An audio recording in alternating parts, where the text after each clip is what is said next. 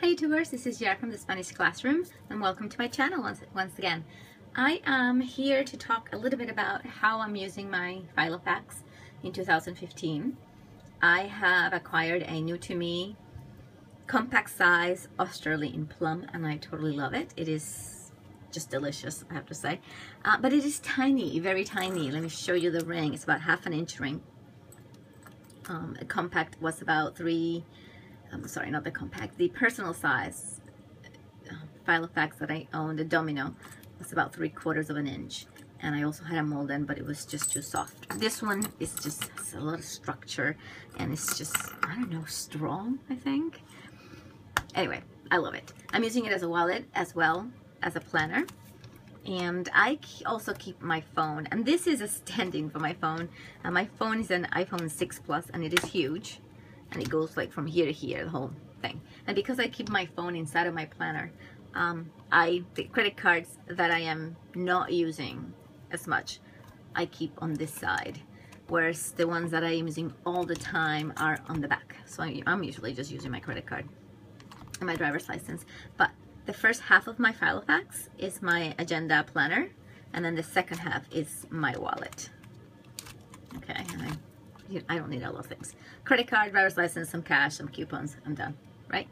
The rest, I do have other credit cards, I do have other loyalty cards. I do not keep them in my Filofax. They don't need to go with me all the time. I keep them in the car, actually. And I will show you that in another video. I actually made something for that. Anyway, I wanted to talk about the pages that I'm using in 2015 and how from last week to this week things have changed. The first thing that you see when you open my Filofax is a weekly planner, and this is a page from DIYFish. And I don't know which set this came, but it's a weekly planner and you have the days of the week, and I covered the numbers because I like to stamp my numbers. I like stamping, or in this case I just wrote them in because I was in a hurry. But this is what the page looked like. And when I was using my day on one page, which is this day on one page DIYFish, this would be Saturday, Sunday, I needed a summary for the week, and this was that summary. Sorry about that, I just touched my setup. So those two worked very well for me. I know DIYFish has a week that kind of folds in. I don't like fold-ins in my Filofax. It's a compact size, so I really have to maximize. And I print on thick paper. This is 32-pound paper, so the number of papers that I am adding, it's limited by that as well. I don't like the fold-ins anyway. They just drive me crazy because I can't write on them properly. I don't know. Anyway, so I use this weekly planner, weekly summary page when I was using the day on one page. Okay, and I'm going to show you how that looked like. So for February, where's my week? This is my weekly page, and you see I stamped all of them. I have what I had to do, appointments, and then my to-do list right here. This I modified as well, by the way. This is the day on one page. Now I realized that I wasn't using it as much, and you will notice on my day on one page that I modified what the DIYFish look like to add my initials and my family's initials. So this Y is me, Yar, and this will be my schedule, and then A will be my youngest son, Bree, my oldest daughter, and my husband. It's just the 4 of us. So each of us get 2 columns. And if there's anything, this is a Tuesday, nothing happened that Tuesday. You know, we had an appointment, I had dinner with my friends, but nobody's schedule got written down. Okay, so that was that. And I really did like, oh, let me show you one. I really did like having that separated. I started an assignment, you know, this is, what day is this? Wednesday, the 4th. That's a mistake, but hey, right? We're learning. I punched them wrong. But this is where like everybody's schedule was important because we all went to my son's game and we won the championship.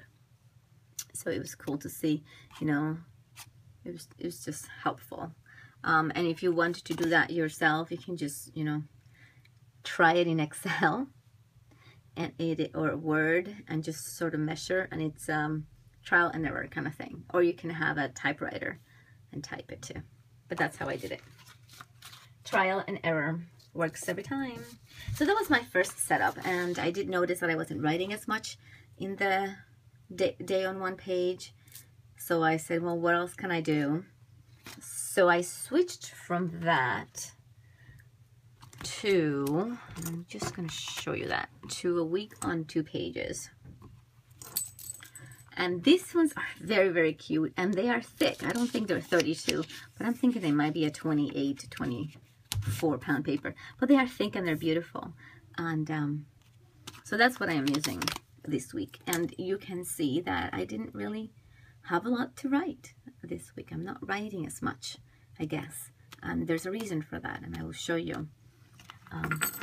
So I like that, and I want to say thank you to Amy Patterson for sending me this little cute flags as a birthday gift in one of the Facebook groups, and my friend Dina for sending me a really cute birthday gift with a bunch of clips and planner things. You'll see them throughout.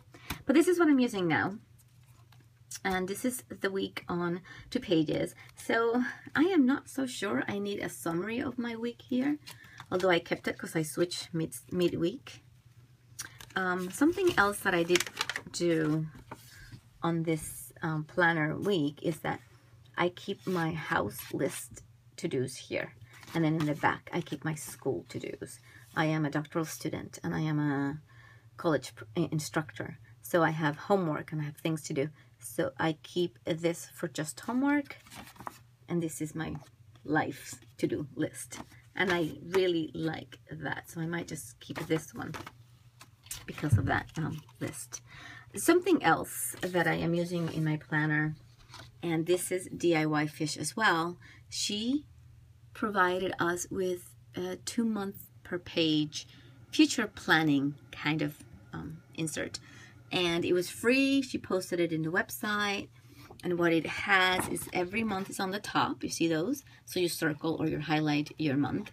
And then it has 3 little dots for maybe important appointments on that day. I don't know, you have a conference or you're planning a vacation or something like that. That's where that would be. And then it has the numbers 1 through 31 for specific days, what needs. I am using this in 2 different ways, actually. So for my future planning, I don't have it. For future planning, because it's 2 months in 1 page, with 3 pages, I have a whole year. And in a compact size, that is premium for me, okay? So let me show you how I have May. This is May of 2015. On May, I have the last day of school right there. And then I just went number 1. The 1st of May is a Friday, and I have a birthday. So I have Friday, Monday, Tuesday, Wednesday, Thursday, Friday, and I skip the weekend. Monday, Tuesday, Wednesday, Thursday, Friday, and I skip the weekend. I like that I skip the weekend because it shows me where a week starts and where it ends. If I had every day there, I'd have to really look and find the Monday. This way, it's just done for me. And this one I just haven't completed, but Father's Day is on the 21st of June, by the way, right there. My husband's schedule, future planning, this is excellent. Now, I saw somebody in the Facebook group, and she was using this in a different way. She was using them for monthly tracking. And again, the different sets that DIYFish sells have monthly tracking. However, they fold in, and I don't like that. I don't like that at all. So I am going to show you how I modified. I'm going to show them to you next to each other. This is what it's meant to do. This is the 2 months per page, right? And your future track, future plan with that. So I modified it a little bit. I want to keep it next to it so you really, really see how I just played with it a little bit. Different ways to do this. Instead of using this as a month, I went ahead and I covered where the months were. You can use this using washi tape. You can use it with whiteout, very easy. And then I took my typewriter and I went in and I typed the categories that I wanted to track each month. Okay, so remember this blank space? Instead of looking at it on a horizontal manner, look at it vertically, I guess, right? So now this became columns for things to track, and that's exactly what I did. Sorry. So I'm tracking my 11,000 steps a day. I'm tracking the Fitbit when I eat food, and that should be named something else. But when I eat, everything I eat, I write it down in one of the apps, you know, just to keep track of my calories. And if I do that, then I put a mark. My migraines. So I have a migraine. Did I medicate? Do I feel sick? Did I take my medicines? I started tracking my floss. That was somebody else's idea. I'm like, oh, I want to, you know, get better at that. So I'm tracking it. And I started tracking it on the 8th. And I'm doing pretty good. Oops, where is it? Right here. And I'm doing pretty good. On the 8th I started. So I'm also tracking my weight. No spend days, which obviously I need to work on. Home cooked meal. Leftovers, if we ate junk food, I'm tracking that as well. I pick up my brother's mail. Sometimes I forget, so at least once a week I want to make sure. And I take 2 classes this semester, so what days do I spend studying for which class?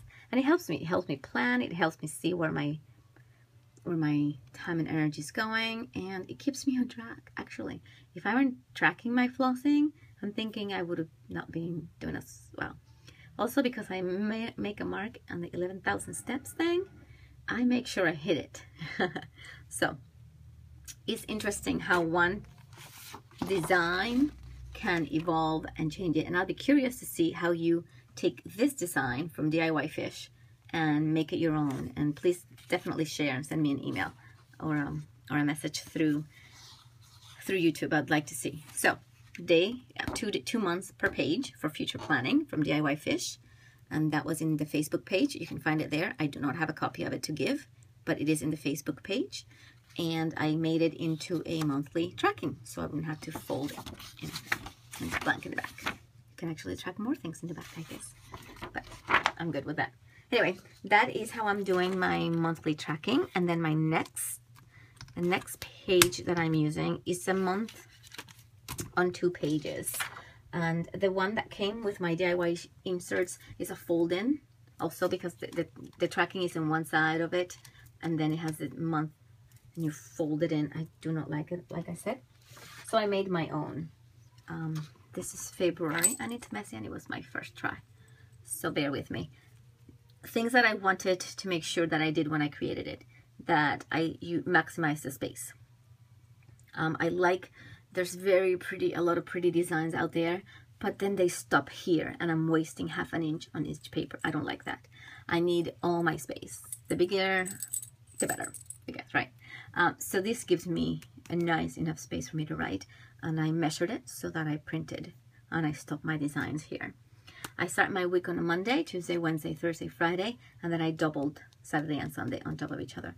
That way I was only working with 3 columns to maximize the space to use. And this is what March is going to look like.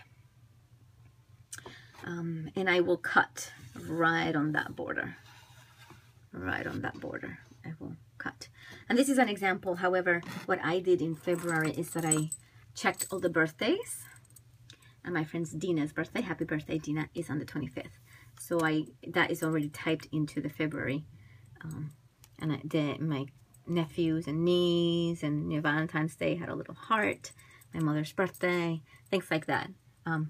If I have, my son's gonna have basketball every, I don't know, Saturday, then I will type it in before I print. But this is how I did it. I have a month on 2 pages. I maximized the space because I was using all the space vertically. I had to write my month in the center. So in between, you see it right here, in between the rings of my Filofax, that's where the month febrero is, and that's in Spanish. I have a combination. I guess my calendar is bilingual. My life is bilingual. So some Spanish, some English. Keep it all fresh, I guess. But that's my month on 2 pages. What else am I using? I believe those are it. So I'm using the weekly chart. This is my favorite one. The tracking, the daily tracking, the month, and I'm using these pages. And I wanted to show you where I got those. those pages are from this planner. This is from, it's an 18-month engagement calendar from Barnes & Noble, and it was $9.95. It was $10, and I thought it was very, very cute. It's plasticky, and a couple things I loved about it. It had, this is my old one, but I'm using it to hold my old pages, and you can see I wasn't writing enough to keep a day on one page. But it has, you know, this is a calendar that came with it, and I really enjoy it. It came with some note pages, which I'm not going to use probably, and this, I'm not going to use that either. But, you know, a couple of things. I really liked it. So if you're interested in this little owl guy, he's gorgeous. And I like the fact that it has 2015. I don't usually keep my planner pages, but I might now, and I'll keep my 2015 pages here, and maybe next year I'll get a 2016 and 2017 and so on and so forth, and I will keep it for future reference. If not, I'll just chuck it. Not a big deal. But it was from Barnes & Noble, and it was $9.95. So if you like it, it had cute little things.